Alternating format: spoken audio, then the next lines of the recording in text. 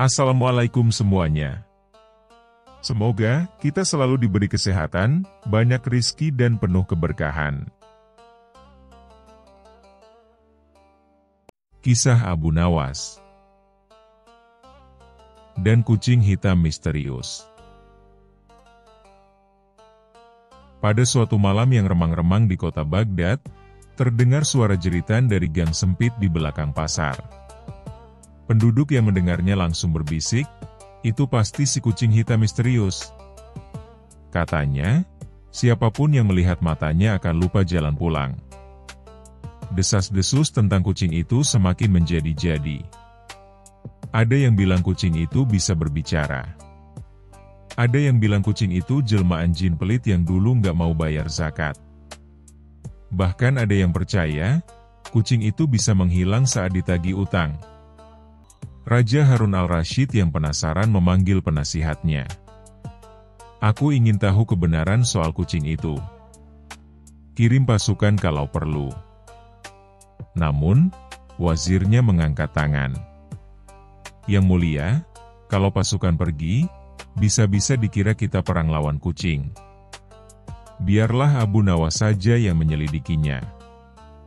Dan begitulah, Abu Nawas pun dipanggil.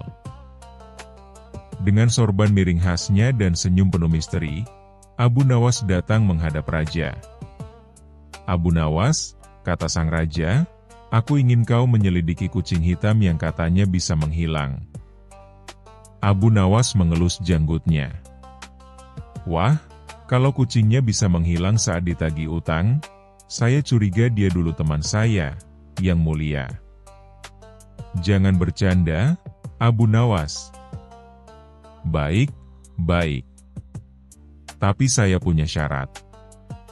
Jika saya bisa memecahkan misteri ini, saya minta 1 bulan makan gratis di dapur istana. Raja setuju. Maka, mulailah Abu Nawas menyelidiki.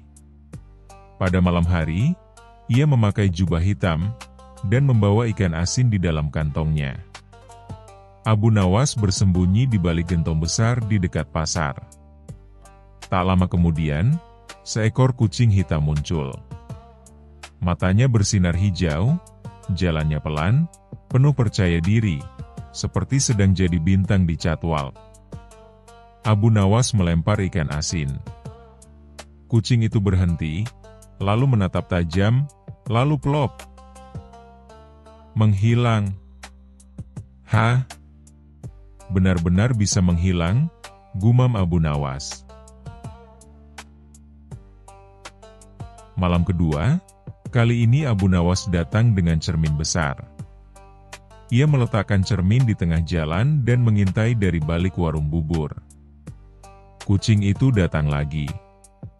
Tapi saat ia hendak melangkah di depan cermin, ia mendadak berhenti, lalu malah sibuk merapikan bulunya dan berjalan mundur. Wah, ini kucing bukan sembarangan, dia narsis, kata Abu Nawas sambil mencatat. Malam ketiga, Abu Nawas menyebarkan bubuk tepung di jalan, dan menaruh semangkuk susu di tengah jalan. Ia menunggu dan mengintip dari kejauhan. Tiba-tiba kucing muncul. Tapi begitu dia meminum susu dan mencoba kabur, kling. Dia menghilang lagi. Namun, jejak kakinya masih terlihat di atas tepung. Abu Nawas mengikutinya, sampai ke rumah seorang tukang sihir tua bernama Hamam bin Pusing. Ternyata, si kucing adalah kucing peliharaan Hamam yang suka mencuri ikan dari pasar. Setiap kali ketahuan, Hamam menyihirnya agar menghilang sementara. Abu Nawas pun masuk dan menegur Hamam. Tuan Hamam, menyihir kucing untuk menghindari tanggung jawab adalah pelanggaran pasal 7B Kitab Anti Kucing Gaib. Apa itu Kitab 7B? Tanya Hamam gugup. Kitab buatan baru, jawab Abu Nawas dengan senyum licik. Tapi akan terasa nyata kalau saya lapor ke raja. Akhirnya, Hamam pun setuju untuk menghentikan sihirnya, dan si kucing kini menjadi penjaga toko ikan. Sebagai hukuman, Hamam disuruh mengajarkan trik sulap kepada anak-anak selama sebulan.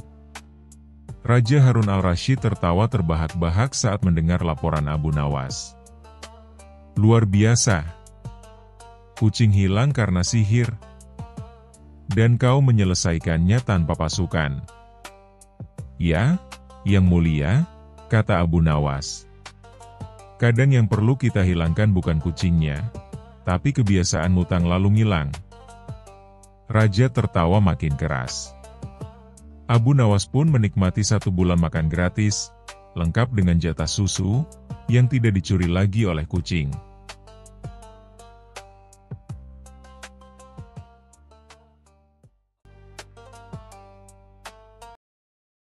Kisah selanjutnya. Kisah Abu Nawas dan Negeri Awan.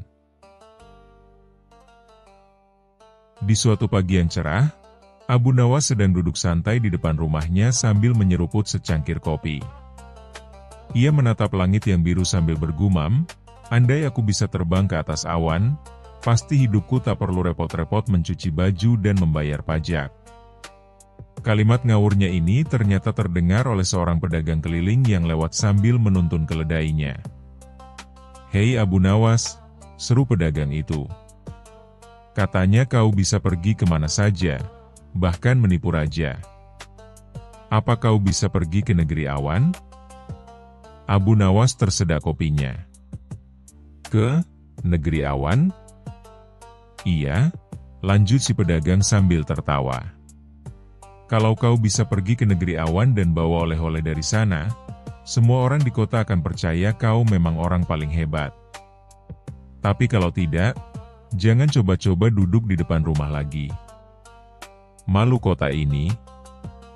Abu Nawas tentu tidak bisa menerima tantangan ini dengan diam.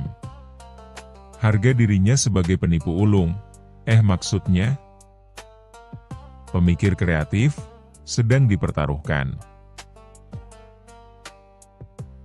Esok harinya, Abu Nawas pergi ke pasar Loak.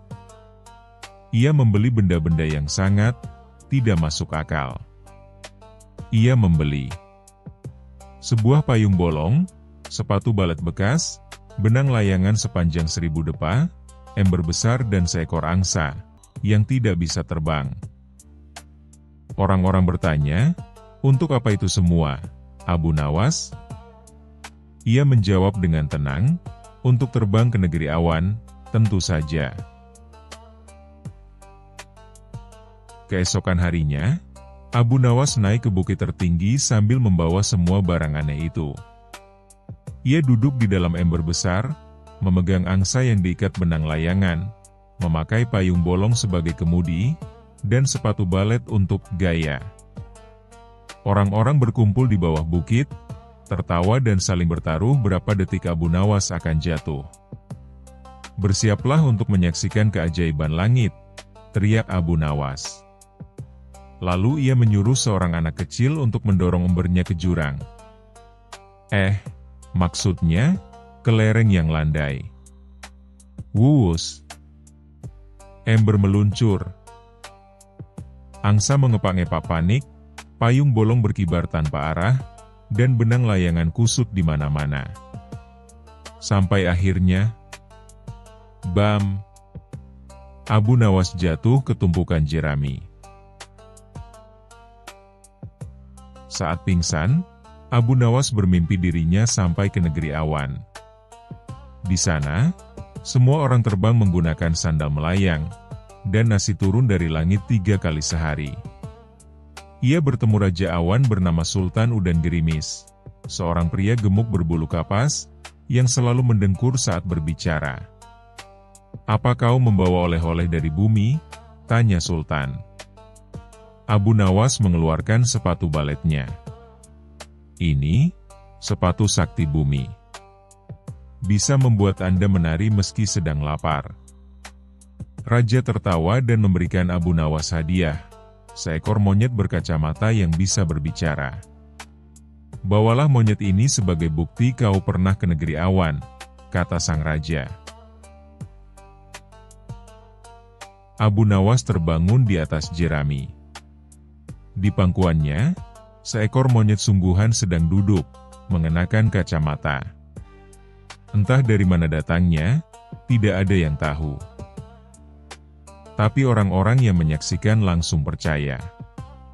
Monyet itu benar-benar bicara, teriak seseorang. Dan benar saja. Namaku Tito, dan aku butuh kopi, kata si monyet dengan suara parau. Semua orang heboh, percaya Abu Nawas benar-benar ke negeri awan. Mereka mengaraknya keliling kota. Pedagang keliling yang menantangnya malah minta ampun dan mengaku kalah. Beberapa hari kemudian, raja mendengar kisah ini dan memanggil Abu Nawas. "Kalau kau bisa ke negeri awan," kata raja, "bawa aku ke sana. Aku ingin bertemu Sultan Udan Gerimis." Abu Nawas tersenyum. "Paduka, hanya mereka yang punya hati selembut awan dan pikiran seaneh mimpi yang bisa sampai ke sana." Raja bingung, tapi karena tidak mau dibilang hatinya keras dan pikirannya normal, ia mengangguk. "Kalau begitu, aku percaya padamu saja, Abu Nawas." Dan begitulah. Abu Nawas kembali menang hanya dengan ember, angsa panik, dan monyet ajaib yang entah dari mana. Kadang, yang membuatmu terbang bukan sayap, tapi akal yang kelewat bebas dan mulut yang kebanyakan gaya.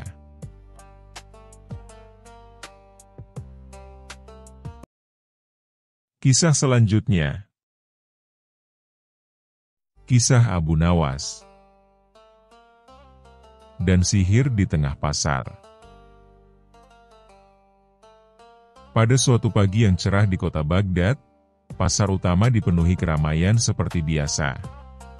Pedagang berteriak menawarkan dagangannya, pembeli tawar-menawar dengan suara tinggi, dan anak-anak berlarian sambil membawa kue manis di tangan mereka. Namun hari itu ada sesuatu yang berbeda.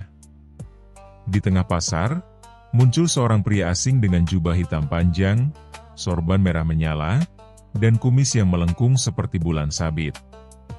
Ia membawa tongkat kayu panjang dengan ujung berkilau. "Akulah Maha Penyihir Zamzamillah," teriak pria itu, mengangkat tongkat ke langit.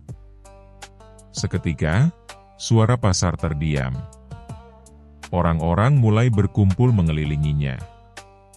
Dengan suara menggema, ia berkata, "Siapapun yang menantangku akan kuhapus dari ingatannya sendiri.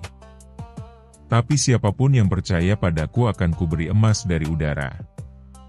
Tentu saja, warga pasar bingung. Sebagian percaya, sebagian tertawa-tawa. Tapi satu orang merasa ini terlalu mencurigakan. Abu Nawas. Dengan jubah putihnya yang sederhana, sorban yang sudah agak kusut, dan senyum jahil khasnya, Abu Nawas mendekati kerumunan. "Ah, penyihir ya? Tapi kenapa cuma bisa menyihir orang miskin di pasar?" bisik Abu Nawas kepada salah satu penonton. Beberapa orang tertawa. Zamzamillah menunjuk Abu Nawas. "Kau, laki-laki kurus dengan sorban belel, mau menantangku?" Abu Nawas mengangkat tangan, "Oh tidak. Saya hanya rakyat biasa. Tapi, saya kebetulan bisa sedikit sulap juga. Dulu pernah jadi tukang hibur kucing sultan." Warga pasar semakin penasaran. "Kalau kau tidak takut, mari kita lomba sulap," tantang Zamzamillah. Abu Nawas mengangguk tenang. "Tapi hadiahnya harus menarik. Jika aku kalah, aku akan menyanyikan lagu Ayam Jago sambil berdiri di atas gerobak. Tapi kalau aku menang, kau harus keluar dari Baghdad." Zamzamillah tertawa terbahak-bahak. "Sepakat." Maka dimulailah dua sulap paling kocak sepanjang sejarah pasar Baghdad. Pertunjukan Zamzamillah dimulai. Ia mengangkat tongkat, meniupnya, dan tiba-tiba, Wus!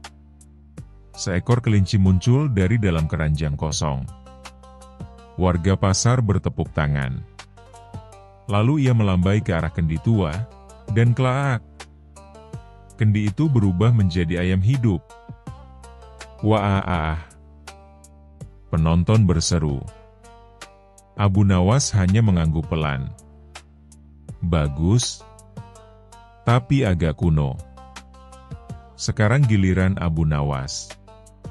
Ia meminjam panci dari pedagang gorengan, dan mulai memasukkan berbagai barang aneh. Sendok, sandal bolong, dan cabai. Lalu ia tutup pancinya. Dengan gaya dramatis, ia berteriak. Ya panciku, masaklah dengan keajaiban. Ia membuka tutup panci dan pop. Keluar asap putih, dan dari dalamnya muncul seekor ikan asin yang sudah matang dan wangi menggoda. Penonton bingung, lalu tertawa terbahak-bahak. Zamzamillah geram. Apa-apaan itu? Abu Nawas menjawab, itulah keajaiban memasak darurat. Bisa sulap, bisa makan siang. Penonton makin heboh. Tak mau kalah, Zamzamillah mengayunkan tongkatnya, lalu menjatuhkan kantong kain ke tanah. Plak!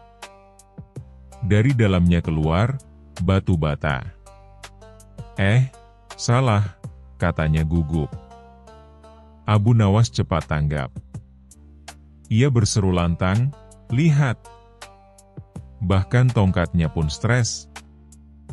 Gelak tawa pun pecah. Bahkan para pedagang sayur ikut menahan perut. Akhirnya, Zamzamillah kesal dan mencoba jurus terakhir. Ia berteriak, aku akan menghilangkan diriku dari pandangan kalian. Lalu ia melemparkan petasan asap ke tanah. Boom! Asap mengepul, dan ia benar-benar menghilang.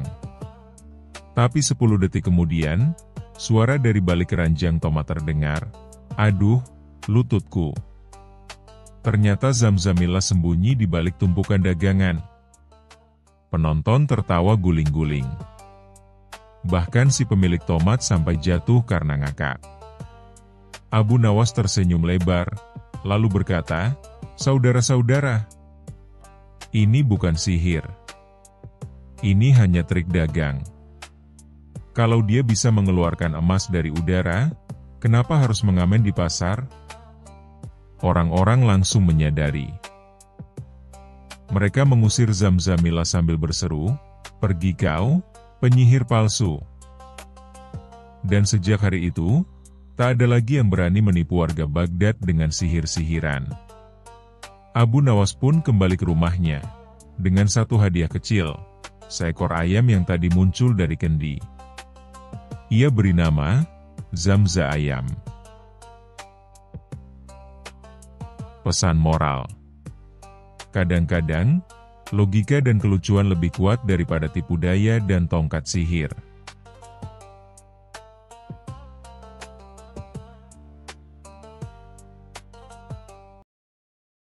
Kisah selanjutnya. Kisah Abu Nawas dan misteri Gunung Angker. Di ujung utara kerajaan Baghdad, berdiri sebuah gunung tua bernama Jabal Sir, atau yang berarti Gunung Rahasia. Tidak ada warga yang berani mendekat. Para pendaki hilang tanpa jejak, suara aneh sering terdengar di malam hari, dan kabarnya, seekor naga berkepala 7 tidur abadi di dalam perut gunung itu. Namun anehnya, gunung itu tidak pernah meletus, tidak pernah longsor, dan tidak pernah berubah. Seolah-olah menantang siapapun yang penasaran, tapi juga memperingatkan, jangan coba-coba. Suatu pagi, Raja Harun ar-Rasyid bangun dengan wajah muram. Ia bermimpi bahwa ada sebuah pintu emas raksasa di balik Jabal Sir, dan di balik pintu itu terdapat harta karun milik para raja terdahulu yang konon bisa membuat kerajaan Baghdad tak terkalahkan. Maka dipanggilnya semua penasihat, ilmuwan, penjelajah, bahkan peramal dari berbagai penjuru negeri. "Siapa yang bisa membongkar rahasia Gunung Jabal Sir?" teriak sang raja. Salah satu peramal tua berbisik, "Paduka, siapapun yang mencoba, akan hilang." Gunung itu memiliki penjaga gaib, makhluk 3 wajah. Yang lain berkata, "Saya bisa mencoba, asal diberi 300 tentara, 20 juru masak, 7 tukang pijat, dan 1 pelukis agar perjalanan saya tidak membosankan." Raja memijat pelipisnya. Semua bicara besar, tapi tidak ada yang berani benar-benar melangkah. Tiba-tiba, suara santai terdengar dari pojok ruangan. "Paduka, bagaimana kalau serahkan saja pada saya?" Semua menoleh.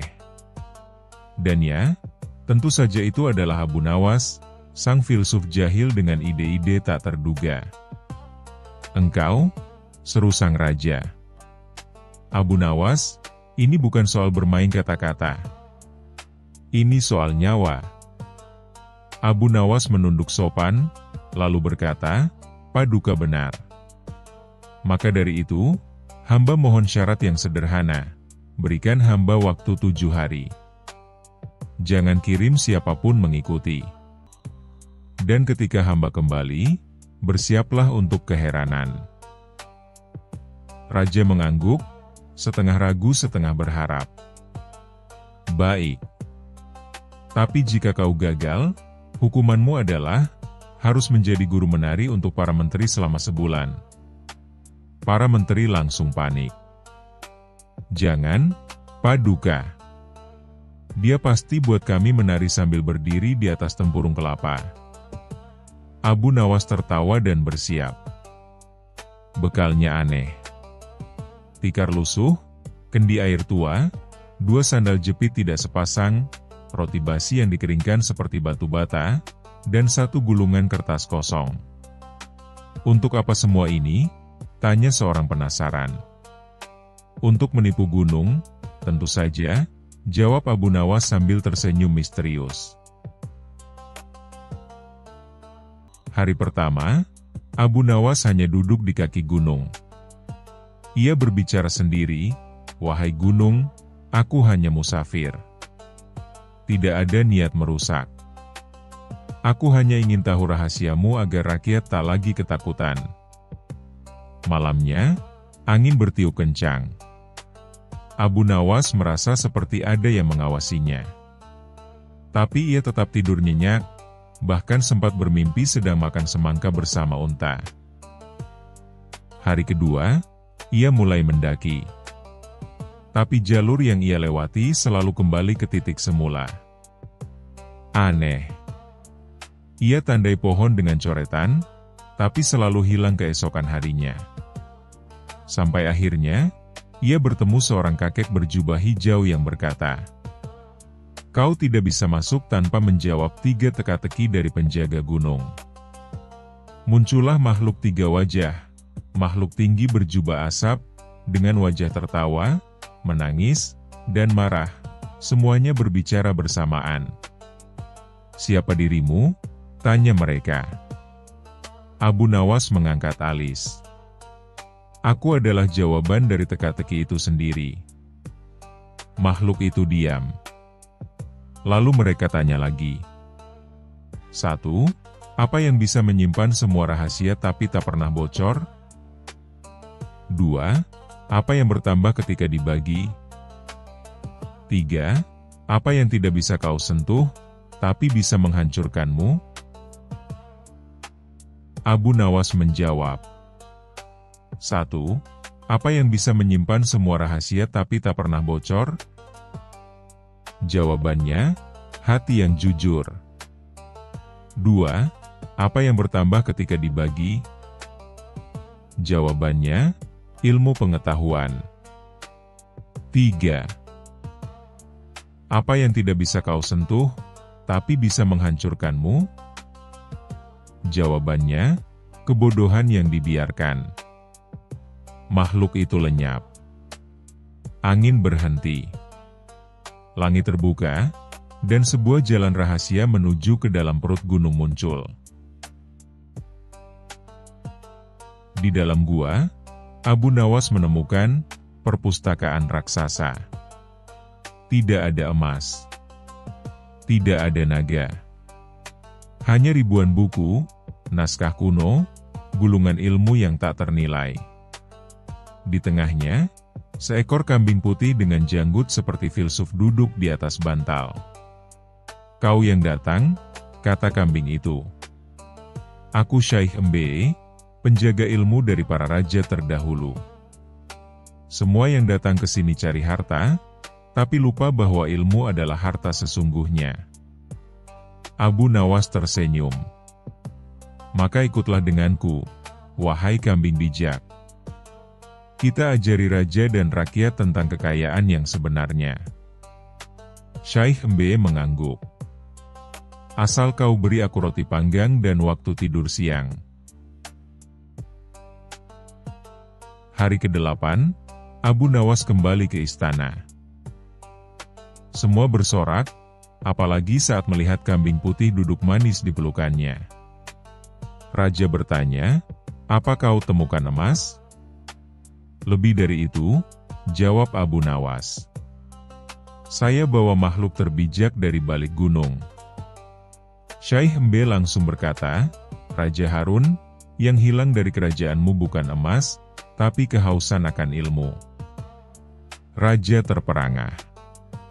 Dan saat para menteri tertawa meremehkan, kambing itu tiba-tiba berkata, "Dan kalian, para menteri, lebih banyak makan anggaran daripada membaca."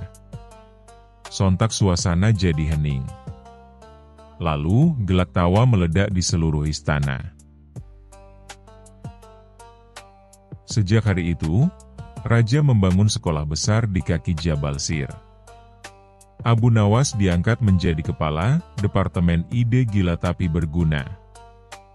Dan kambing Syekh Mbe, ia jadi bintang tamu tetap dalam setiap rapat istana.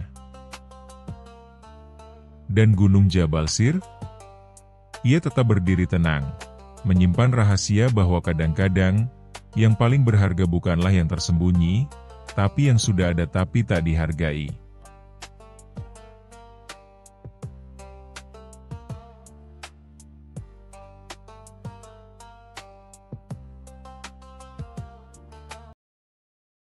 Kisah selanjutnya.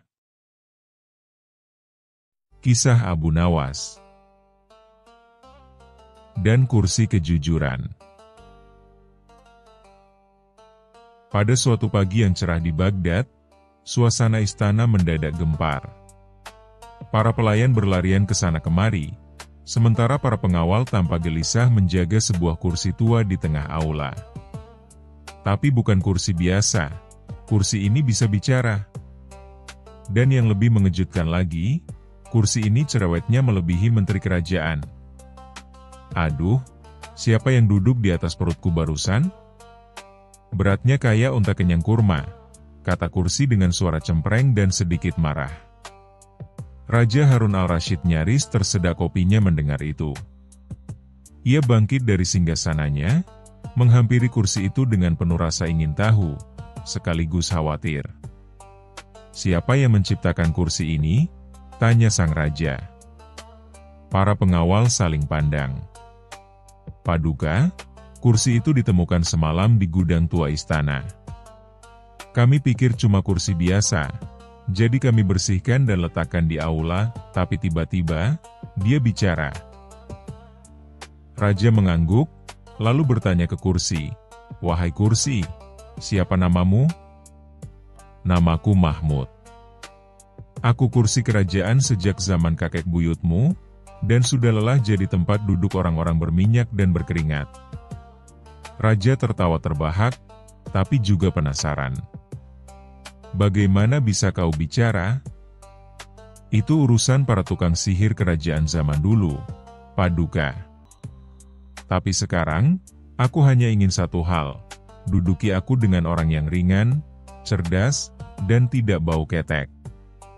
Raja langsung berseru, "Panggil Abu Nawas." Hanya dia yang bisa menyelesaikan urusan seperti ini. Abu Nawas, dengan jubah putih dan sorban yang sudah agak miring karena angin pagi, tiba di istana dengan gaya santai. Ia mendengarkan cerita sang raja sambil menyeruput teh jahe yang disuguhkan. "Jadi, Paduka ingin saya bicara dengan kursi cerewet? Kami ingin kau menyelidiki misteri kursi ini. Dan, kalau bisa, buat dia berhenti bicara.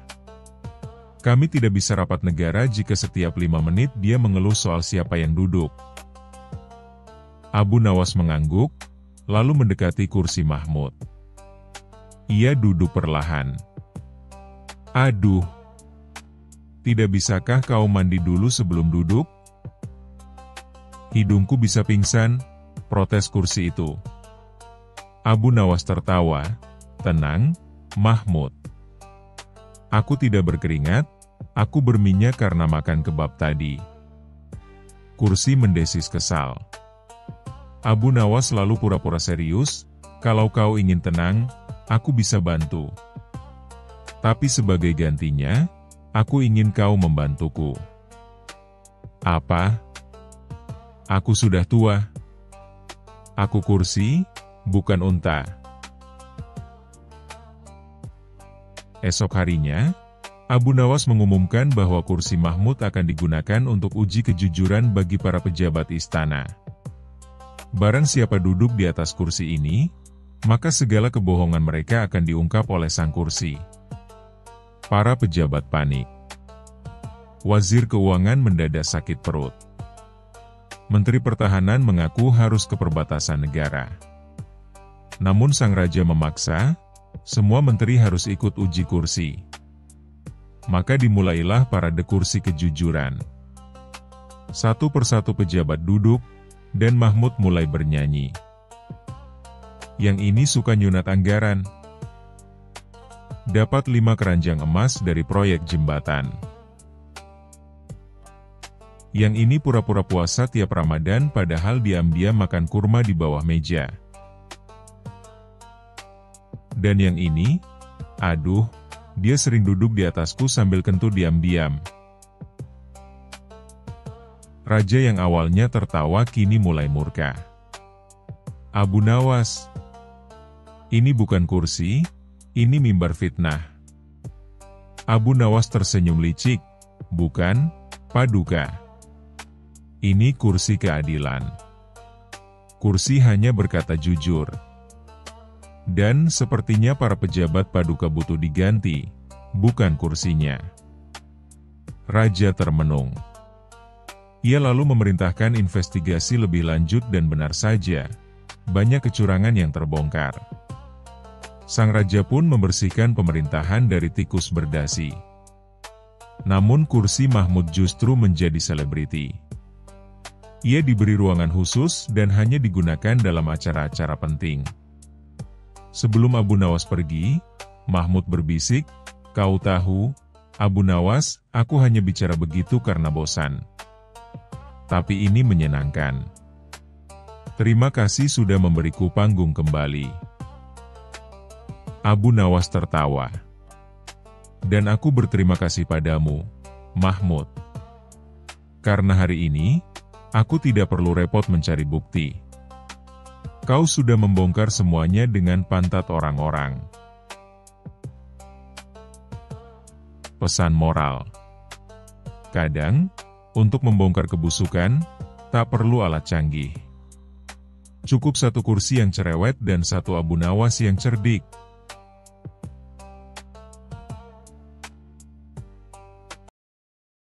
Kisah selanjutnya. Kisah Abu Nawas dan kota terlarang. Pada suatu hari, Raja Harun ar-Rasyid mendengar desas-desus dari para pedagang yang baru kembali dari perjalanan jauh. Mereka bercerita tentang sebuah kota misterius yang berada di tengah padang pasir, dikenal dengan nama Kota Terlarang Al-Maknuna. Konon, siapapun yang masuk ke sana tak ingin kembali. Bukan karena disekap, tapi karena terlalu nyaman, terlalu aneh, dan terlalu absurd. Raja pun penasaran. Bagaimana mungkin sebuah kota bisa membuat orang tak mau pulang? Apakah di sana seluruh penduduknya jin? Atau semua makanannya gratis? Karena rasa penasaran makin tak tertahankan, Raja memanggil Abu Nawas. "Abu Nawas," seru Raja dengan semangat penasaran yang membara. "Aku tugaskan kau untuk pergi ke kota terlarang itu dan melaporkan apa yang sebenarnya terjadi di sana." Abu Nawas mengusap dagunya yang berjanggut rapi. "Saya akan pergi, tuanku. Tapi boleh saya ajukan satu syarat?" "Apa itu?" "Kalau saya tak kembali dalam 7 hari, anggap saja saya terlalu betah." Raja mendengus, tidak ada batas waktu. "Pokoknya kau harus kembali, meski harus diseret." Abu Nawas berangkat dengan seekor unta bernama Si Gendut, karena perutnya selalu bunyi meskipun baru saja makan. 3 hari perjalanan, ia melewati badai pasir, ditipu pedagang karpet yang ternyata jualan selimut, dan hampir masuk ke tenda pesta pernikahan yang salah undangan. Akhirnya, di malam keempat, dari balik bukit, tampaklah sebuah kota yang aneh. Semua bangunannya miring, pintunya kecil tapi jendelanya besar, dan ada menara jam yang berputar mundur. "Ini pasti kota terlarang Al-Maknuna," gumam Abu Nawas. Begitu masuk, Abu Nawas langsung disambut warga yang semuanya berjalan mundur. "Selamat datang, pengembara," seru seorang wanita sambil berputar seperti gasing. "Terima kasih, boleh tanya, kenapa semua orang di sini jalan mundur?" "Karena kalau jalan ke depan, nanti cepat tua." Di pasar, Abu Nawas melihat penjual buah yang membagikan pisang secara gratis, tapi yang ambil malah harus membayar untuk tidak makan. Lalu ada tukang cukur yang hanya mencukur orang botak. Abu Nawas memicingkan mata. "Kota ini jelas tidak normal, tapi lucunya, aku merasa nyaman." Di penginapan, tempat tidurnya bisa berbicara. "Selamat malam, Abu Nawas," katanya dengan suara empuk. "Jangan tidur terlalu cepat. Mimpi di sini suka lebih nyata dari kenyataan." Abu Nawas pun bermimpi jadi wali kota.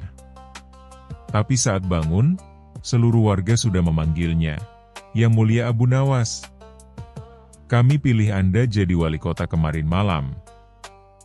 "Loh? Tapi itu kan mimpi."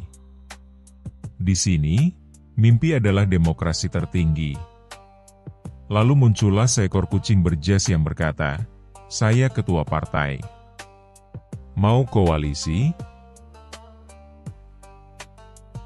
7 hari pun berlalu. Abu Nawas mulai ragu. Hidup di kota ini memang aneh, tapi nyaman dan lucu.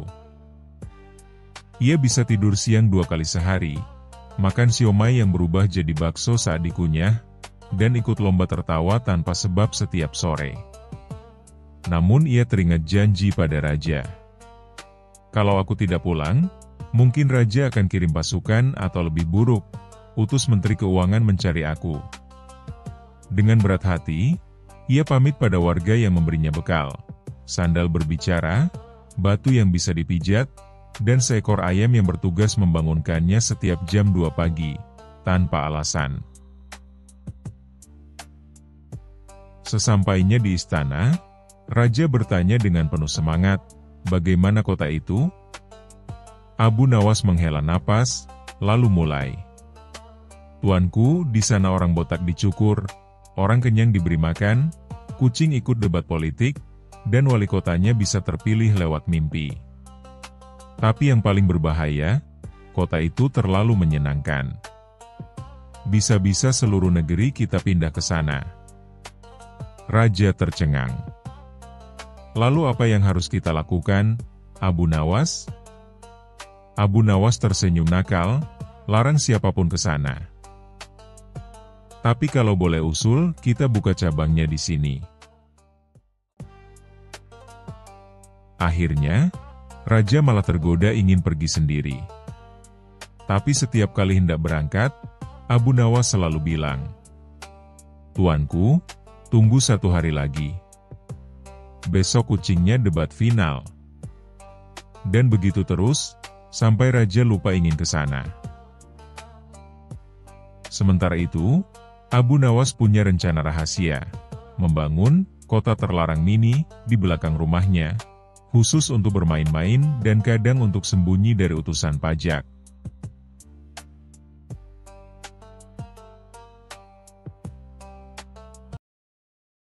Kisah selanjutnya. Kisah Abu Nawas. Kucing bernyanyi. Pada suatu pagi yang cerah di kota Baghdad, Abu Nawas sedang duduk santai di bawah pohon kurma sambil menyeruput secangkir teh hangat. Ia sedang tidak punya pekerjaan hari itu, dan tentu saja, itu berarti pikirannya mulai mencari akal-akalan baru untuk menghibur diri, atau menghibur seluruh kota. Tiba-tiba, ia mendengar suara nyanyian yang sumbang dan aneh dari kejauhan. Miaau miaau laa, la la la. Abu Nawas memiringkan kepalanya. Apakah itu suara kucing? Gumamnya penasaran. Tapi kucing macam apa yang bernyanyi seperti onta kehausan? Rasa penasarannya mendorongnya untuk mencari sumber suara itu. Ia berjalan mengikuti irama sumbang itu, melewati pasar, warung kebab, dan penjual karpet bekas, hingga akhirnya sampai di rumah seorang lelaki tua bernama Abu Jahil. Di depan rumah Abu Jahil, tampak seekor kucing berbulu oranye duduk tenang di atas meja, sambil bernyanyi. Ya, benar-benar bernyanyi. Meski suaranya mirip panci penyok ditabuh dengan sendok, kucing itu tampak sangat menikmati aksinya. Abu Nawas mengucek matanya, lalu mengedip-ngedipkan matanya. Aku belum gila, tapi mungkin kucing itu sudah lebih waras dari manusia. Abu Jahil keluar rumah dengan bangga dan berkata, "Lihat, Abu Nawas. Ini kucing ajaibku. Ia bisa bernyanyi lagu-lagu Arab klasik. Aku sedang melatihnya untuk tampil di hadapan Baginda Raja." Abu Nawas mengangguk pelan, menahan tawa. Sungguh menakjubkan. Tapi dalam hatinya, ia mulai menyusun rencana. Beberapa hari kemudian, terdengarlah kabar bahwa Baginda Raja Harun al-Rashid akan mengadakan festival keajaiban di istana. Semua rakyat dipersilakan membawa benda atau makhluk paling unik dan luar biasa. Hadiahnya, 100 keping emas dan makan malam bersama Baginda. Abu Jahil, tentu saja, sangat percaya diri.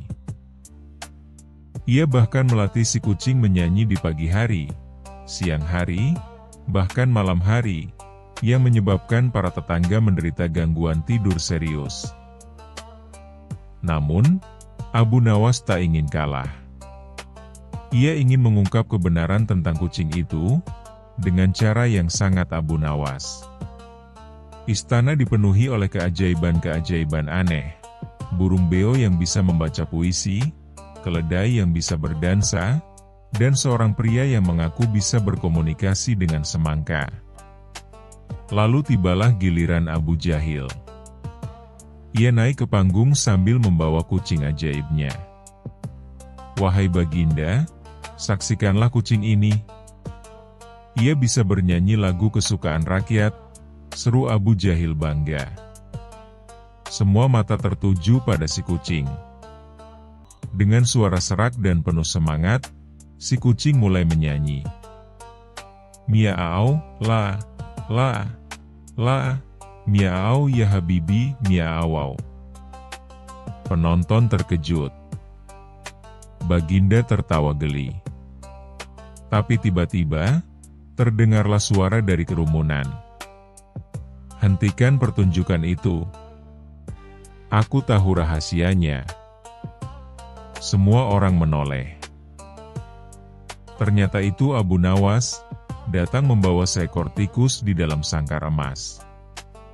Dengan senyum licik, Abu Nawas membuka sangkar dan melemparkan tikus ke panggung. Apa yang terjadi? Kucing, penyanyi, itu langsung meloncat seperti roket, mengejar tikus ke sana kemari, menjatuhkan karpet istana, membalik meja Baginda, dan akhirnya masuk ke dalam kendi besar dan terjebak. Suara, miau, la, langsung berubah menjadi, miau tolong. Seluruh istana hening, lalu meledak dalam tawa. Bahkan Baginda tertawa hingga kursinya bergoyang. Abu Jahil tersipu malu. Ia mengaku bahwa ia menyembunyikan ikan asin kecil di balik mikrofon mainan, dan ia hanya melatih si kucing untuk mengeong di dekat mikrofon sambil mencium bau makanan.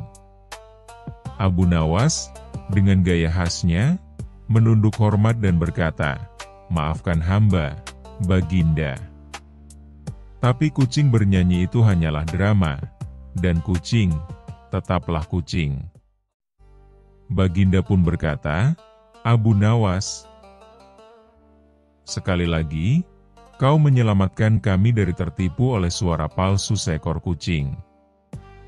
Lalu, sebagai penghargaan, Abu Nawas mendapatkan 100 keping emas, dan hadiah tambahan berupa 1 bulan pasokan ikan asin, yang kemudian ia bagikan ke semua kucing liar di Baghdad. Dan begitulah kisah tentang Abu Nawas dan kucing bernyanyi. Tentang moral cerita ini, kalau ada kucing bernyanyi, pastikan dulu itu bukan karena lapar atau mencium bau ikan asin.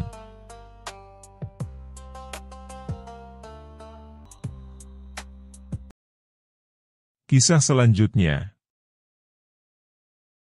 Kisah Abu Nawas dan tugas mustahil dari raja. Pada suatu pagi yang cerah di negeri Baghdad, sang Raja Harun al-Rashid sedang duduk santai di taman istana sambil menyeruput teh dan memandangi burung-burung beterbangan. Namun, seperti biasa, kalau pagi-pagi sudah terlalu tenang, itu pertanda Raja mulai bosan. Dan kalau Raja sudah bosan, satu orang yang pasti jadi korban, Abu Nawas. Sang Raja mengelus jenggotnya yang halus dan bergumam, Abu Nawas itu terlalu cerdas. Sudah terlalu banyak menang debat dengan para menteriku. Saatnya aku berikan dia tugas yang mustahil. Dengan semangat penuh tipu daya, sang Raja memanggil pengawal istana. "Cepat panggil Abu Nawas ke sini. Aku punya misi rahasia yang sangat penting, sangat genting, dan sangat menggelikan." Beberapa saat kemudian, Abu Nawas datang dengan langkah santai. Ia mengenakan jubah putihnya yang bersih dan sorban yang sedikit miring, khas orang cerdas yang suka berpikir sambil miring-miring. "Daulat tuanku, hamba datang memenuhi panggilan," kata Abu Nawas sambil membungkuk hormat. Raja tersenyum licik. "Abu Nawas, aku punya tugas untukmu." Abu Nawas membalas senyum itu dengan senyum yang lebih manis, senyum orang yang belum tahu kalau sebentar lagi dia akan kena jebakan. "Tugas apa, tuanku?" Raja menjawab dengan mantap. "Aku ingin kau menangkap angin." "Menangkap angin, tuanku?" Abu Nawas hampir tersedak oleh angin yang lewat. "Iya. Aku ingin kau tangkap angin dan membawanya ke istana dalam botol. Tidak boleh ada angin lain. Harus angin pagi, dari arah timur, yang melewati taman kerajaan dan menyapa burung merpati sebelum masuk ke jendela kamarku." Abu Nawas menahan tawa. Tapi wajahnya tetap serius. Apakah harus besok pagi, tuanku? Boleh. Yang penting angin itu harus asli. Jangan kau tipu aku dengan kipas angin atau semilir-semilir tipu daya. Baiklah, tuanku, jawab Abu Nawas, lalu membungkuk hormat dan melenggang pergi. Esok paginya, Abu Nawas datang ke istana membawa botol kaca besar. Ia memeluk botol itu seperti membawa harta karun. Tuanku, hamba sudah menangkap anginnya, serunya. Raja terbelalak. Mana anginnya? Abu Nawas dengan hati-hati membuka tutup botol dan berkata, silakan rasakan sendiri, tuanku. Tapi cepat, sebelum anginnya kabur. Raja langsung mendekat dan memasukkan hidung ke botol. Srurup. Ia menghirup udara dalam-dalam. Kemudian Raja berdiri sambil garuk-garuk kepala. Loh, ini bau tanganmu, Abu Nawas? Abu Nawas menjawab polos. Tentu, tuanku. Angin tadi sempat bersalaman dengan saya sebelum masuk botol. Sopan sekali dia. Raja tidak mau kalah. Keesokan harinya, ia memanggil Abu Nawas lagi. Kau berhasil kemarin, walau aku yakin itu hanya akal-akalanmu. Maka hari ini aku beri tugas yang lebih penting. Apalagi, tuanku? Tanya Abu Nawas sambil duduk di kursi sambil menyilangkan kaki. Raja berdiri dan menunjuk ke langit. Ambilkan aku bulan. Ya, bulan purnama. Aku ingin meletakkannya di ruang makan. Biar aku makan malam sambil diterangi sinarnya dari jarak 1 meter saja. Kali ini, Abu Nawas tidak bisa menahan tawa. Tuanku, hamba belum punya tangga setinggi itu. Raja tersenyum, bukan urusanku. Kau cerdas, pasti bisa. Kalau tidak, siap-siap tidur di penjara bersama tikus-tikus berbaju besi. Hari ketiga, Abu Nawas balas menciptakan mustahil. Besok malamnya, Abu Nawas datang membawa sebuah baskom berisi air. Tuanku, bulan sudah hamba bawa. Raja terkejut. Mana? Abu Nawas mendekat dan menunjukkan pantulan bulan di baskom. Ini dia bulan yang kau minta. Bersinar terang, tidak bisa disentuh, tapi bisa dinikmati. Dan lihat, jaraknya bahkan lebih dekat dari 1 meter. Raja mendekat dan melihat ke baskom. Benar juga ya. Ini bulan asli? Ya, bulan asli yang hanya bisa dinikmati oleh orang yang cerdas dan bijaksana seperti hamba, kata Abu Nawas, menutup dengan senyum menggoda. Raja Harun al-Rasyid akhirnya tertawa terpingkal-pingkal. Ia mengakui bahwa ide-idenya sendiri telah dikalahkan oleh kelucuan dan kecerdikan Abu Nawas. Abu Nawas, kau memang luar biasa.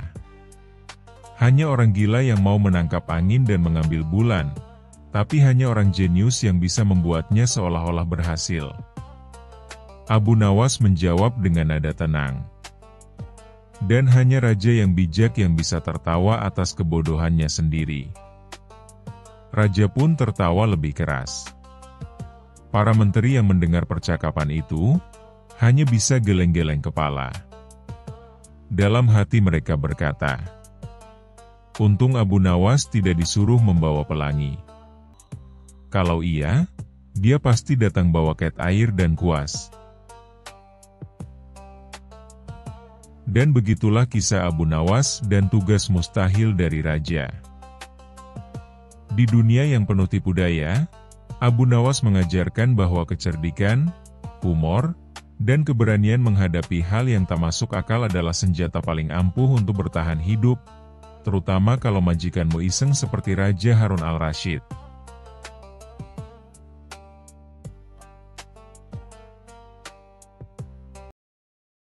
Kisah selanjutnya.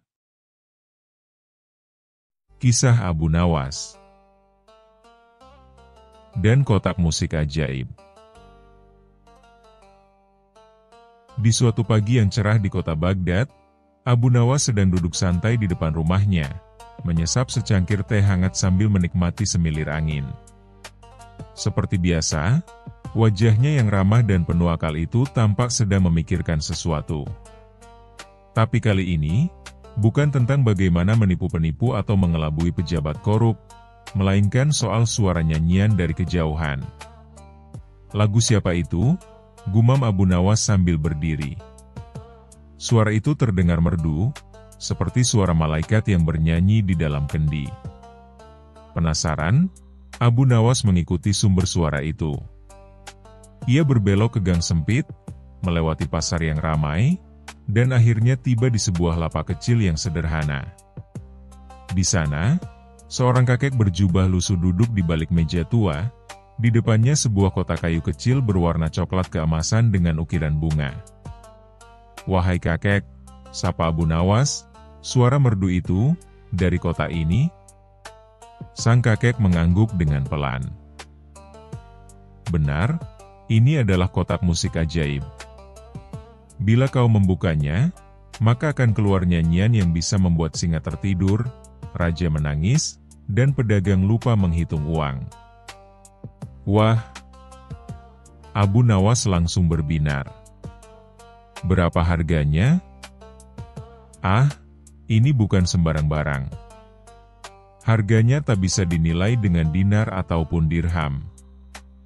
Tapi, saya punya satu barang yang bisa membuat unta tertawa," kata Abu Nawas dengan senyum licik. "Saya tukar dengan itu." Kakek itu penasaran. "Apa itu?" Abu Nawas mengeluarkan sesuatu dari kantong bajunya, ternyata hanya sebutir kacang. Kakek itu melongo. "Kacang?" Abu Nawas berkata dengan penuh wibawa, "Ya. Tapi bukan sembarang kacang. Ini kacang dari gurun paling kering di dunia. Bila kau lemparkan ke tanah, ia akan menumbuhkan pohon yang daunnya bisa bernyanyi." Kakek itu bingung. Ia menatap kacang itu, lalu menatap kotaknya, lalu lagi-lagi menatap kacang. Akhirnya, karena merasa hidupnya sudah terlalu tua untuk memikirkan logika, ia menyerah. "Ambillah kotaknya. Tapi ingat, kotak ini hanya akan menyanyi jika dibuka dengan niat yang benar." Abu Nawas mengangguk sok bijak, lalu lari terbirit-birit sambil tertawa puas. Keesokan harinya, Abu Nawas menggelar pertunjukan di alun-alun kota. Ia berdiri di atas peti, membawa kotak musik itu di tangannya. "Wahai rakyat Baghdad," serunya. "Hari ini, saya akan menunjukkan kotak musik yang bisa membuat keledai berdansa dan menteri menangis terseduh-seduh." Orang-orang berkumpul. Para pedagang menghentikan jualannya. Anak-anak meloncat kegirangan. Bahkan seekor ayam berhenti bertelur karena penasaran. Dengan gaya dramatis, Abu Nawas membuka kotak itu. "Tiiing. Tiiing. Lala la." Suara merdu keluar dari kotak itu. Namun, bukannya tenang, orang-orang langsung terkekeh. Lagu yang keluar ternyata sangat aneh. Liriknya berbunyi, "Jika kau punya kambing, jangan ajak menari. Nanti dia mabuk dan lari ke negeri pari." Seluruh alun-alun pun berguncang karena tawa. Bahkan si keledai tukang roti benar-benar mulai mengangkat kakinya dan berdansa. Berita tentang kotak ajaib Abu Nawas sampai ke telinga Baginda Raja. Ia penasaran, lalu memerintahkan pengawal. bawa Abu Nawas ke istana. Aku ingin dengar kota itu bernyanyi. Ketika Abu Nawas datang, sang raja duduk di singgasananya dengan penasaran. Para menteri, penasihat, dan juru masak ikut menunggu. Abu Nawas, apakah benar kotakmu bisa membuat keledai berdansa? Bahkan bisa membuat menteri bernyanyi, tuanku, jawab Abu Nawas bangga. Dengan penuh gaya, ia membuka kotaknya. Ting, ting, ting, la la la. Kalau raja tak mandi seminggu, semua dayang akan minggat satu-satu. Seketika, suasana menjadi hening. Semua mata menatap Baginda. Raja mengerutkan dahi. Apa maksudmu? Abu Nawas langsung berkata dengan ekspresi polos, itu bukan saya yang menyanyi, tuanku. Itu dari kotaknya. Saya pun tak tahu kenapa tiba-tiba jadi nyindir raja, mungkin karena niatnya belum benar. Raja pun terdiam. Lalu perlahan, ia tertawa terbahak-bahak. Hahaha. Abu Nawas, kau memang luar biasa. Kotakmu tak hanya menyanyi, tapi juga jujur. Setelah kejadian itu, kotak musik Abu Nawas menjadi terkenal. Tapi anehnya, setelah 1 minggu, kotak itu berhenti bernyanyi. Abu Nawas panik. Ia pergi mencari si kakek tua, tapi lapak itu sudah hilang. Tak ada jejak. Seolah-olah kakek itu dan kotak ajaibnya cuma ilusi. Namun Abu Nawas hanya tertawa sendiri. Ah, mungkin kotaknya hanya ingin menghibur orang selama seminggu. Setelah itu, giliran aku yang harus terus menghibur mereka.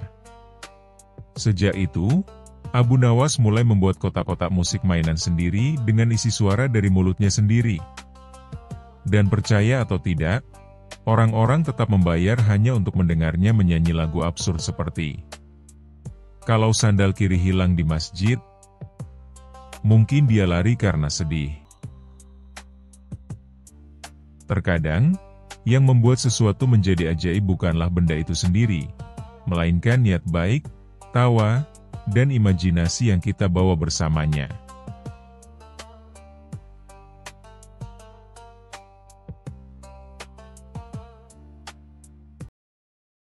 Kisah selanjutnya. Kisah Abu Nawas dan permainan raja. Pada suatu hari di negeri Baghdad, Raja Harun ar-Rasyid sedang merasa bosan luar biasa. Semua hiburan istana telah dicoba. Penari, musisi, bahkan tukang sulap pun sudah tampil. Namun, wajah sang raja tetap cemberut seperti awan mendung yang tak kunjung hujan. "Aku bosan," seru sang raja sambil melempar bantal sutra ke lantai. "Aku ingin sesuatu yang baru.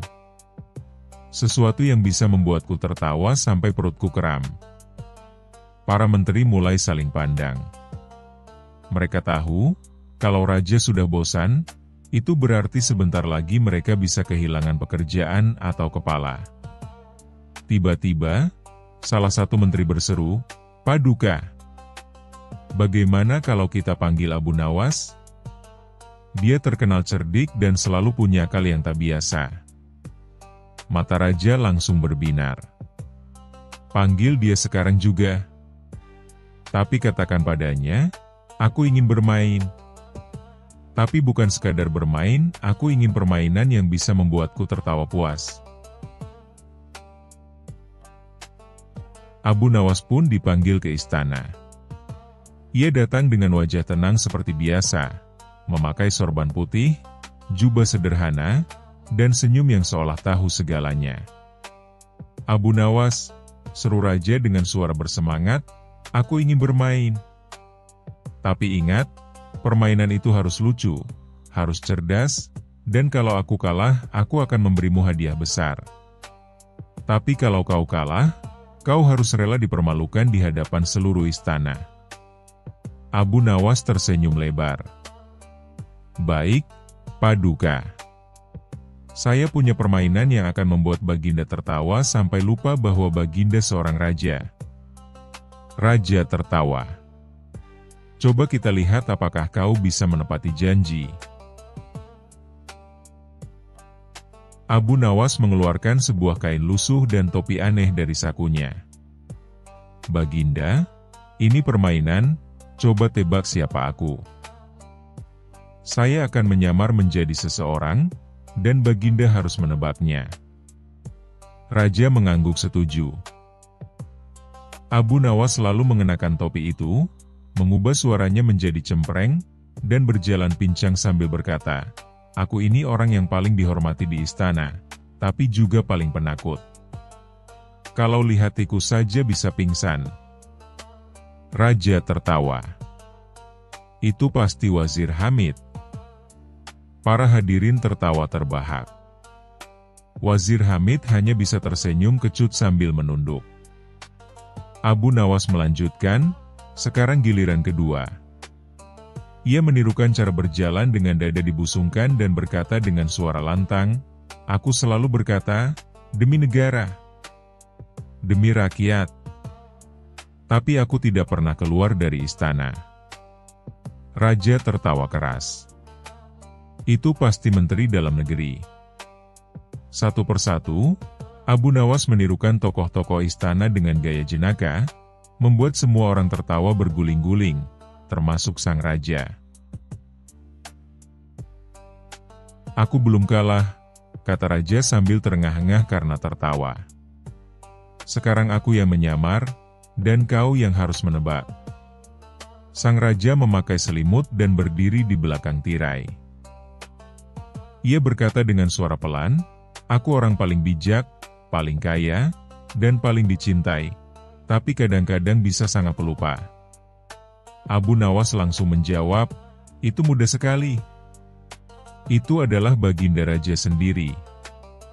Ah, kau benar, kata raja sambil tertawa. Tapi bagaimana kau bisa tahu begitu cepat? Abu Nawas menjawab, karena tidak ada orang lain yang mengaku paling bijak, paling kaya, dan paling dicintai selain Baginda sendiri. Seluruh istana kembali tertawa. Tapi belum selesai di situ. Sekarang kita adu tebakan cepat, kata raja. Aku mulai, seru Abu Nawas. Apa yang selalu naik tapi tak pernah turun? Raja berpikir keras. Usia? Benar. Raja tersenyum. Sekarang giliranku. Apa yang kalau dimakan satu, cukup untuk dua. Tapi kalau dimakan dua, tidak cukup untuk satu. Abu Nawas berpikir. Wah, ini pertanyaan sulit. Setelah beberapa saat, ia menjawab, itu pasti sandal. Raja terkejut. Hah? Abu Nawas menjelaskan, coba pikirkan. Satu orang pakai satu pasang sandal, cukup. Tapi kalau dua orang rebutan satu pasang sandal, ya pasti tidak cukup. Raja langsung terbahak sampai air mata keluar. Hari itu, tawa tak henti terdengar di seluruh istana. Para menteri yang biasanya kaku pun ikut terpingkal-pingkal. Raja menepuk bahu Abu Nawas. Engkau benar-benar penghibur sejati. Aku kalah, dan sesuai janjiku, aku akan memberimu hadiah. Abu Nawas tersenyum dan berkata, saya tidak minta emas, tidak minta perak, Baginda. Cukup beri saya izin untuk tidak ikut rapat kerajaan selama seminggu. Saya takut tertular kebosanan Baginda. Raja pun tertawa lebih keras. Permintaanmu sungguh luar biasa, lucu tapi masuk akal. Sejak saat itu, Raja Harun ar-Rasyid punya cara baru untuk mengusir bosan. cukup panggil Abu Nawas, dan istana akan penuh tawa. Dan para menteri, mereka diam-diam lega, karena selama Abu Nawas ada, kepala mereka tetap aman.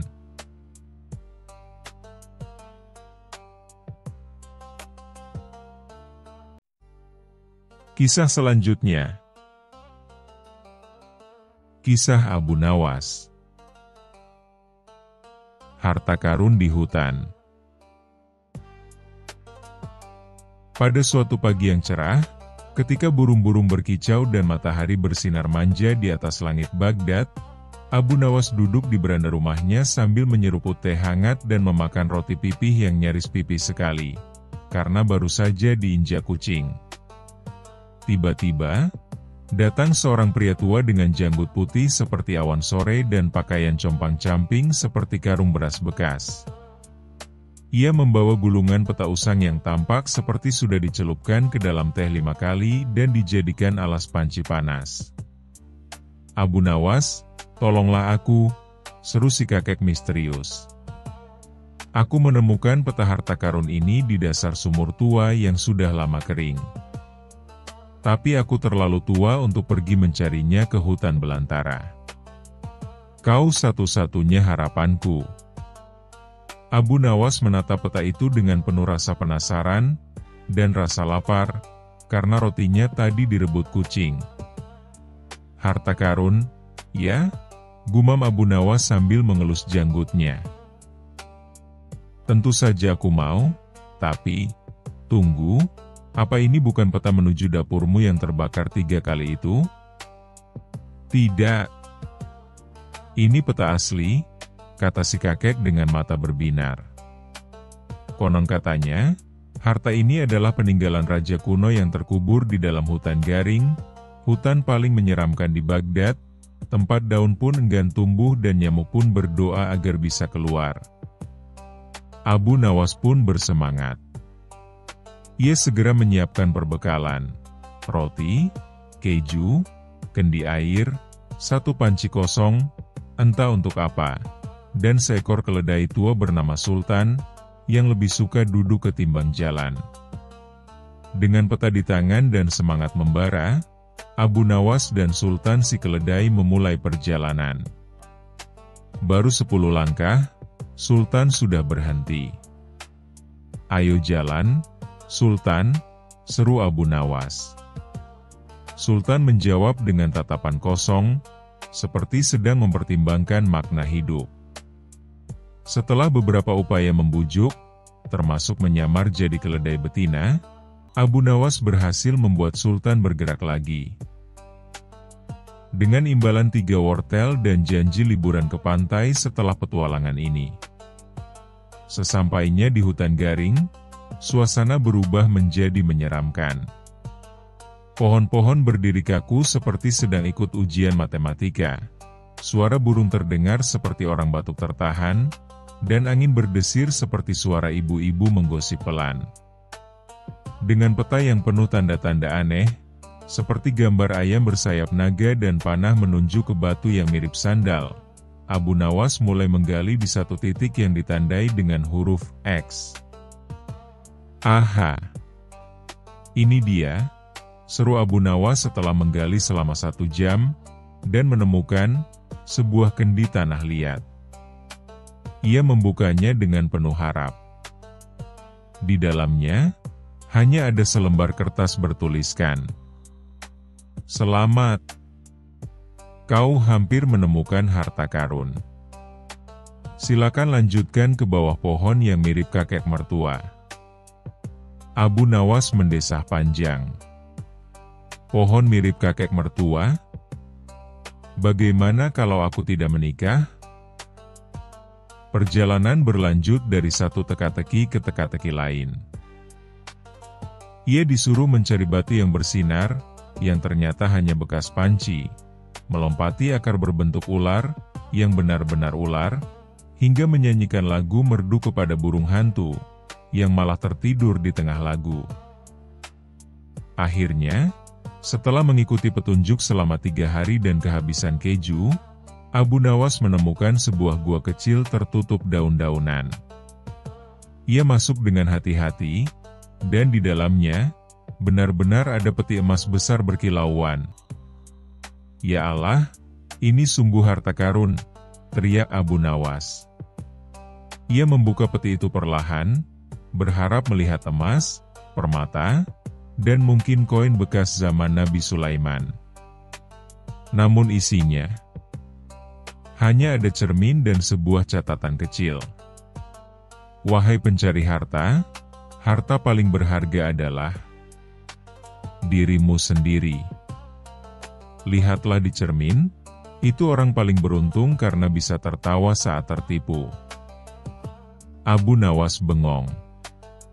Sultan si keledai tampak ikut tertawa, dengan suara mirip orang bersin. Dengan perasaan campur aduk antara kecewa dan geli, Abu Nawas membawa cermin itu pulang. Dan yang membuatnya kesal, saat sampai di rumah, si kakek misterius sudah pergi, meninggalkan catatan juga. Terima kasih telah menghiburku. Aku sebenarnya sedang tes humor. Kau lulus dengan nilai tertinggi. Oh ya, cerminnya bisa dijual, itu dari perak asli. Abu Nawas hanya bisa tertawa terpingkal-pingkal. Setidaknya aku pulang dengan pelajaran berharga, dan satu keledai yang sekarang minta dipijat. Kadang, dalam mencari harta karun, kita justru menemukan humor, kesabaran, dan makna hidup, atau setidaknya, menemukan betapa lucunya kita sendiri saat tertipu peta tua.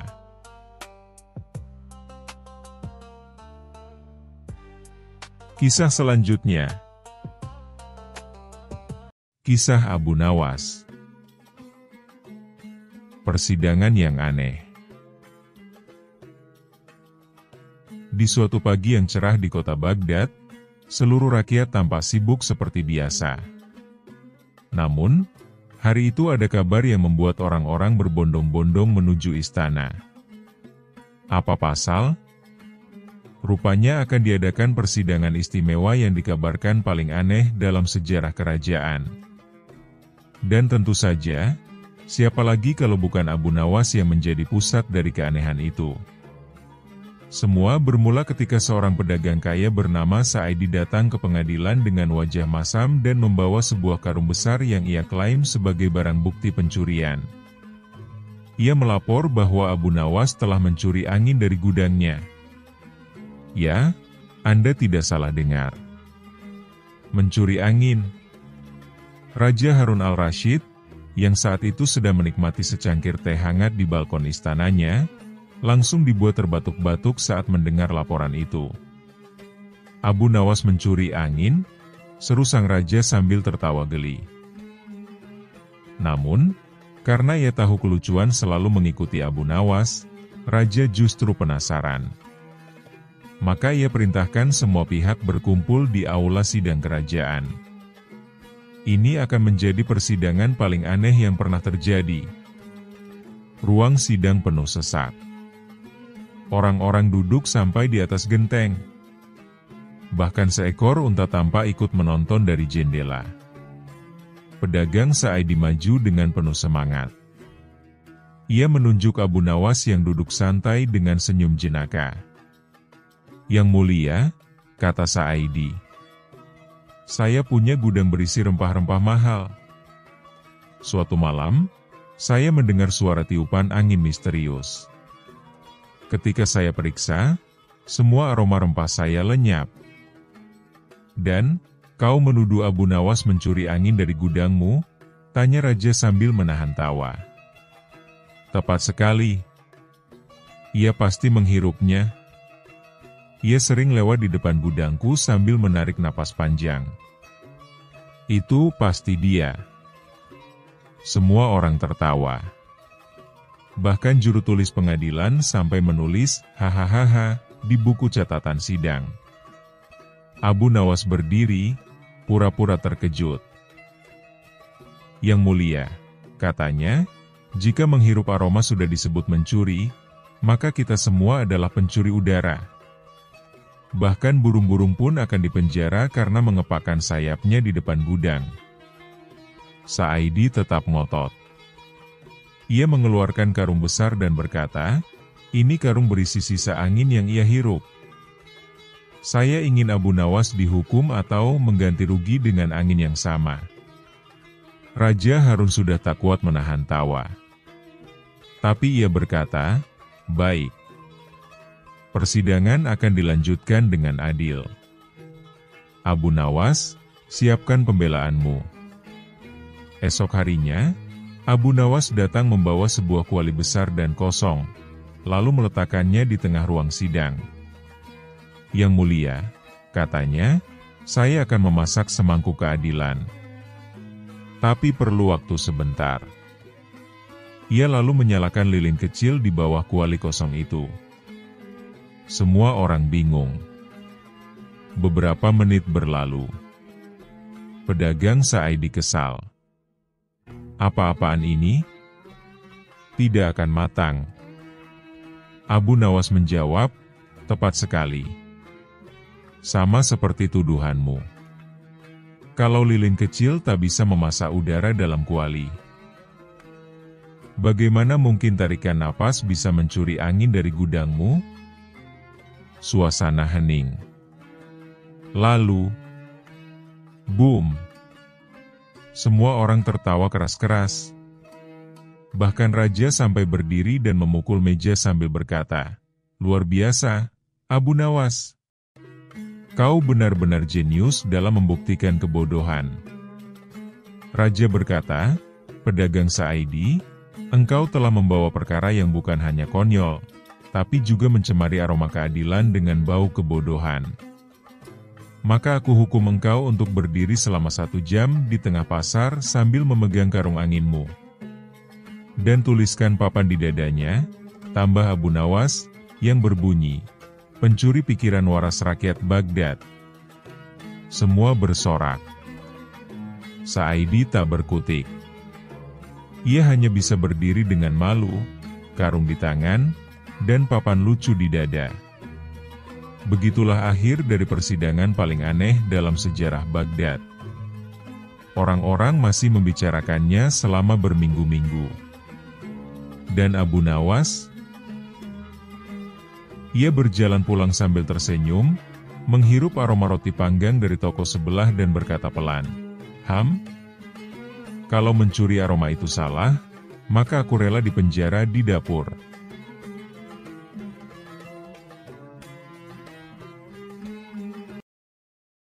Kisah selanjutnya. Kisah Abu Nawas. Pasukan tidak kelihatan. Pada suatu pagi yang cerah di kota Baghdad, Raja Harun al-Rashid duduk di singgasananya sambil mengelus jenggot. Ia sedang berpikir keras tentang satu hal, keamanan istana. Beberapa hari terakhir, ia mendengar kabar bahwa kerajaan sebelah sedang membangun pasukan besar. Raja pun mulai merasa was-was. "Aku butuh sesuatu yang bisa membuat kerajaan kita ditakuti oleh semua orang," ujar sang raja dengan semangat. Salah satu menteri mendekat, "Paduka, bagaimana jika kita memperkuat benteng?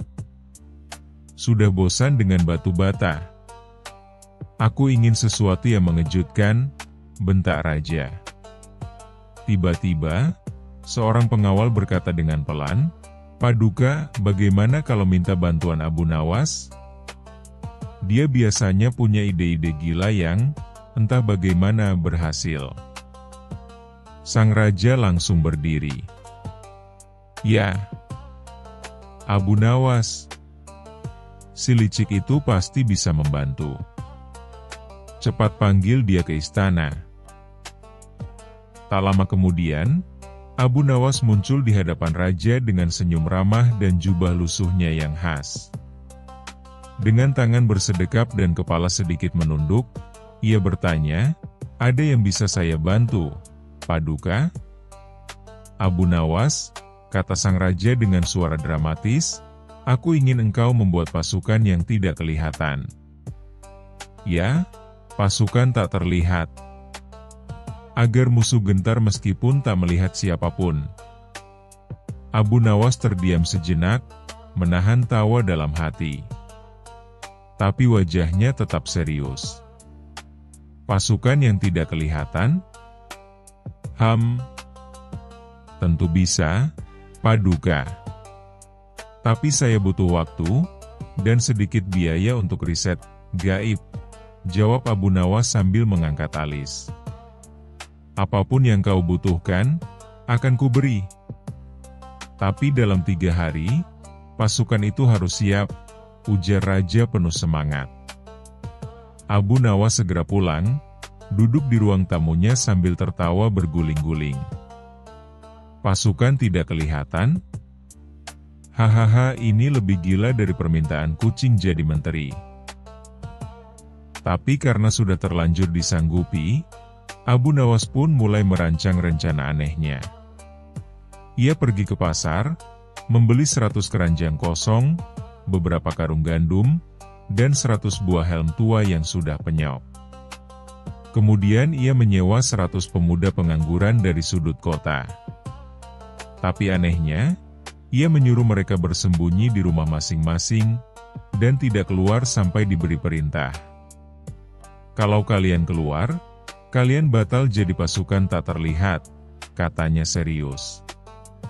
Para pemuda bingung, tapi senang karena tetap dibayar.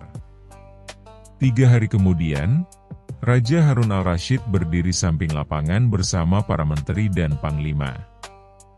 Mereka semua sudah berkumpul untuk menyaksikan demonstrasi pasukan tidak kelihatan karya Abu Nawas. Trompet ditiup. Abu Nawas berdiri di tengah lapangan istana dengan pakaian serba putih, dan sebuah tongkat kayu di tangan.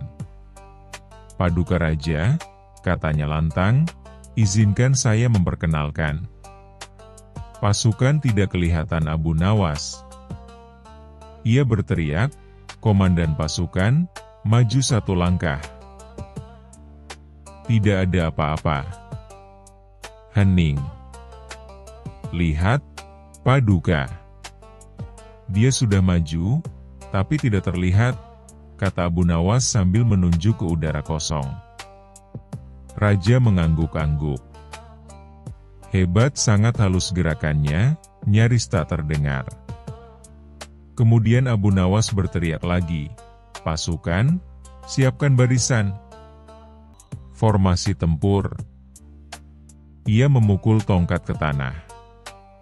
100 keranjang kosong yang disusun berjajar mulai bergetar, karena dari dalamnya, Abu Nawas menyuruh para pelayannya menggoyangkannya dari bawah.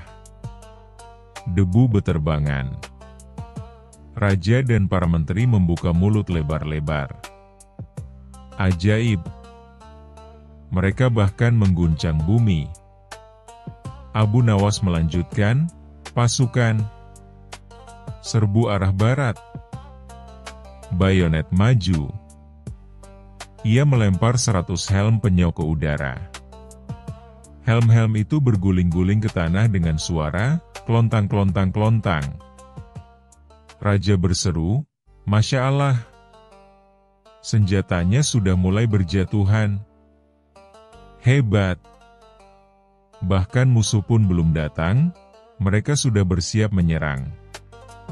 Setelah pertunjukan itu, Raja Harun al-Rasyid bertepuk tangan dengan semangat. Abu Nawas, ini luar biasa. Pasukan tak terlihat ini pasti membuat musuh takut sebelum perang dimulai. Semua menteri ikut bersorak, padahal mereka sebenarnya tidak paham apa yang mereka lihat. Mulai besok, pasukan ini harus berjaga di perbatasan selatan, kata Raja bangga. Abu Nawas langsung pucat. Paduka, itu pasukannya terlalu kuat, terlalu berbahaya. Saya khawatir tanah perbatasan tidak cukup kuat menahan energi mereka. Raja mengangguk serius. Betul. Jangan sampai tanah kita longsor karena getaran mereka. Sejak hari itu, Raja Harun al-Rasyid sering menyombongkan pasukan tidak kelihatan kepada tamu-tamu kerajaan. Namun anehnya, tak seorang pun pernah melihat pasukan itu lagi. Karena memang tidak ada. Dan Abu Nawas, ia tertidur nyenyak di rumahnya, sambil memandangi uang bayaran dari raja dan tertawa pelan. Hahaha, kalau tidak kelihatan, ya jangan dicari. Kadang-kadang, kreativitas lebih menakutkan dari kekuatan. Dan di tangan Abu Nawas, bahkan hal yang tidak ada, bisa jadi luar biasa.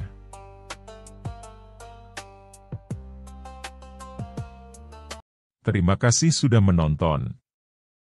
Jangan lupa like dan subscribe. Semoga keberkahan selalu dianugerahkan kepada kita semua. Wassalamualaikum.